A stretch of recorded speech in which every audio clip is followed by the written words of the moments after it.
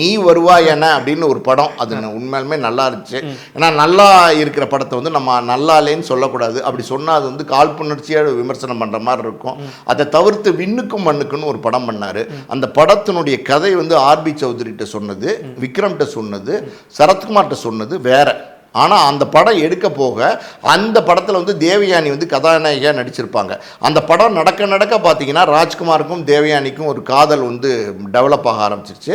அதனால் என்ன பண்ணுறாருனா விக்ரம் கேரக்டரையும் டம்மி பண்ணி, சரத்குமார் கேரக்டரையும் டம்மி பண்ணி, மொத்தத்தில் தேவயானியோடைய கேரக்டரை வந்து பூஸ்ட் பண்ணி ஒரு ஹீரோயின் ஓரியன்ட் சப்ஜெக்ட் மாதிரி எடுத்து வச்சிருந்தார். மிகப்பெரிய தோல்வி படம் அந்த படம். அதுக்கப்புறம் யாருமே அவர் படம் பண்ணலையே. ஆனால் அந்த படத்துலேயும் நிறைய பிரச்சனைகள் நடந்ததாகவும் சொல்கிறாங்க சார். சரத்குமார் சார் ஒரு இடத்துல கோவப்பட்டு அவர்கிட்ட போய் கேட்டதாகவும், அதுக்கப்புறம் அவர் இப்போ 400 ரவுடி தான் படத்தில் என்ன எக்ஸாக்டாக சினாரியோ விக்னேஷ் சிவன் நயன்தாரா நடந்ததோ அது அப்போவே அது நடந்ததாக வந்து சொல்கிறாங்க. அது ஏதாவது பிரச்சனைகளாக உள்ள நடந்தது? இல்லை, உண்மைதான். அந்த படத்தில் வந்து ஒரு நடிகர், ஆளுமையாக இருக்கிற நடிகர் விக்ரம், ஆளுமையாக நடிக்கிற சரத்குமார், இவங்க ரெண்டு பேரும் இருக்கிற ஒரு ரெண்டு நடிகர்களை வச்சுட்டு ஒரு ஹீரோயினுக்கு இம்பார்ட்டன்ஸ் கொடுத்து படம் எடுத்திங்கன்னா அந்த நடிகர்களுக்கு கோவம் வரதான் செய்யும்.